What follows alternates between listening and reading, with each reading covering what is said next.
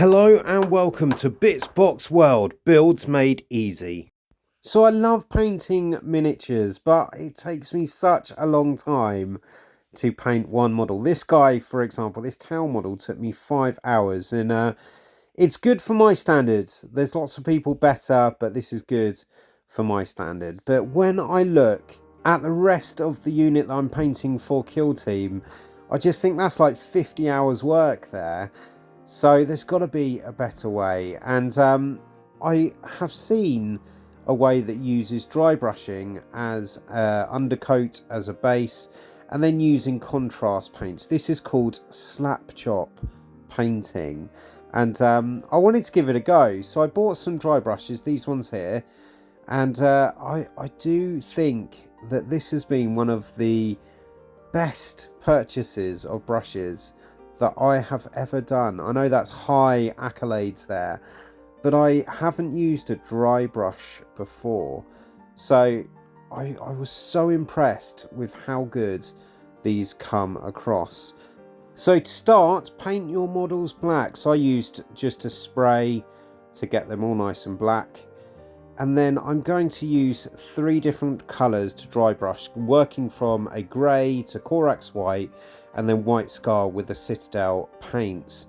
You see, I used to dry brush with these types of paint brushes, sort of tank brushes, and they did a job, but I'm completely sold now on my dry brush brushes, going with a size 4 with this one. It's quite a chunky one, and you simply just dip it in the paint, and then I've got a paper towel just like you would with a standard brush.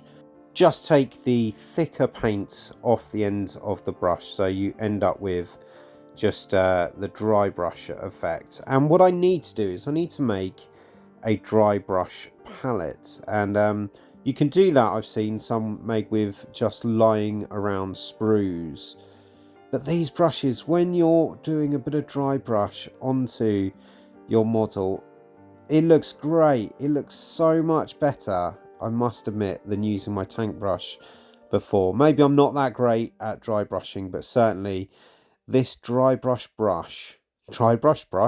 has has definitely helped to improve my dry brushing skills. And you want to do that across all of the model, and then you can see I've gone from the grey up to the white, the Corax white, and then up to white scar as well. Now, SLAPCHOP painting uses contrast paints or inks, and I'm going to use just Citadel's contrast paints, is what I've got lying around. I do want to experiment with inks, and I'll do that in a video when I buy some inks. And with the contrast paints, you just want to put it on thick enough so it sort of pulls into the gaps, and you just pull it across the miniature, and make sure that it's pooling all in the right place when you're painting it.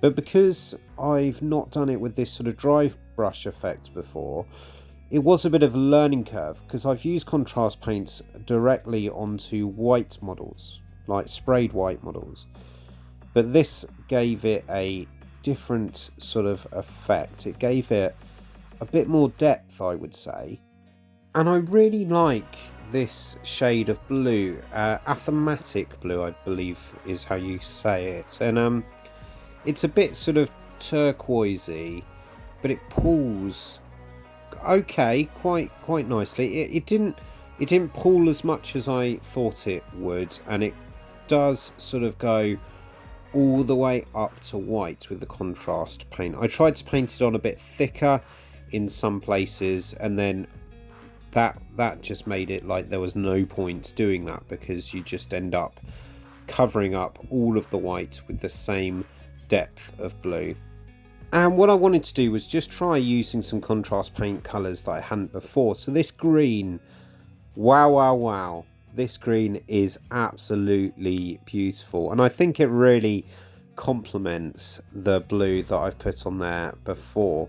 So this is just Citadel paint contrast. The green is called Striking Scorpion Green, and wow, it is very striking. I think I could use this for some Really good effect. Maybe with I don't know if it's too green for orcs and goblins, but I think I might go for it. It's such a beautiful green. It really looks quite poisonous or something like that. So scorpion, obviously, striking scorpion green. What a beautiful colour. It really does. I really like this. Awesome, awesome. And I think it works really, really well. And yeah, I think I use this more often with this contrast effect. It pulls better, I think, than the blue and fills the gaps well. And then I was going to go with the sort of legs and inner bits, this gore grunter fur colour, but this comes across quite brown or tanny, leathery potentially. And I know I'm not painting traditional Tau colours, but these guys, they're going to be a bit renegade-y, you know, they're going to be out in the sticks themselves, and they've had to make adaptations to their armour and the colours that they wear for the planets that they are conquering. What planet they'll be conquering, I don't really know, but I'm just going with colours I like. And I've got Bow Red as well. Now this one, interestingly, I didn't really like this one as much as the green or even the blue, because it just was quite thick. It didn't have that same light and dark effect, and I really tried to paint it quite thinly at times, but when you apply it, it's like you're just painting a layer paint on. But there we go. I've painted up my unit. That took me no time at all, but I do want to add a bit of colour to it and some detail as well. So I'm going to use some gold and some silver. But they look quite good. And in contrast, that one model that I said earlier, it took me 5 hours to paint. Well, the rest of the unit took me 5 hours to paint with this SLAPCHOP effect, and I really quite enjoyed it. It really made me feel like I was having fun painting miniatures and it wasn't such a chore. So this has certainly helped me to feel like painting my miniatures is obtainable as well, and you do get quite a good end result. But I've got a saying in my household, does it look good from a distance? And what I mean by that is when you're looking down on the battlefield at your miniatures, at your army, do they look like they're in uniform fashion? Do they look good from a distance? When you're battling, no one is studying your miniatures. I also wanted to just show that with mine, I do give them a wash as well. So just use Citadel's Black, and I go usually for about a 1 to 6 or 7 drop ratio to make my wash. You can buy washes, but I've always found that this has been okay. So just mix a bit of water with your black, and then what you want to do is when you pull it up, if you're on a sloping palette or a sloping angle, does it run away so it pulls nicely, because you don't want to actually paint your models with this. You just want it to go into the recesses, and I think this really works just for things like metallic, but actually with this slap chop effect I did it over the whole model just to give a bit more definition in those real deep crevices and pull out some of that detail, and I thought it looked quite good. So slap chop, really good, really quick to finish your models quickly, your units quickly, but I like to just add a bit of a wash as well, just to give that definition into the deep crevices. The black also, I've noticed, it really does hide any mistakes as well, any overpaints or anything like that, so you can really use it to good effect. When you get the pooling of the wash as well, what I do is I just dry the brush off slightly, and then you can just dip it into any of those big droplets and it just soaks it up. Just takes that away. So then you don't end up with quite a dark patch on your model. Having said that, when the black does dry, it does dry away quite well. So you don't really end up with these big shaded markings of black because you've made it quite watery. Yeah, I think that really does add an extra element to the model. And there we go.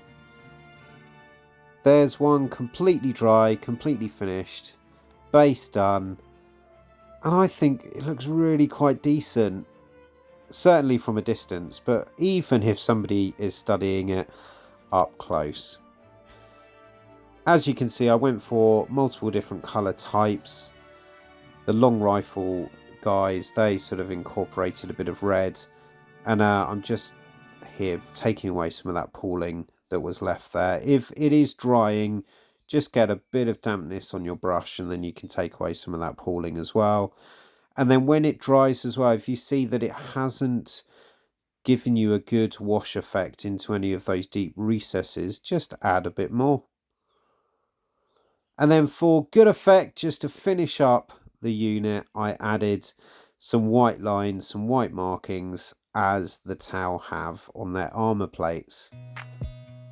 So there we go, SLAPCHOP done, and I think that they look really, really good. In my view, for my standards, I think they look great all together, and I'm just so impressed with how quickly I could bash out a unit in one evening in the same time that it took me to paint one guy previously. I've painted the rest of the 11 in his units, and it's really made me enjoy painting my miniatures again and not feeling daunted by all my grey regret that have been built and not painted. I'm going to get on and paint now. I hope you enjoyed this video.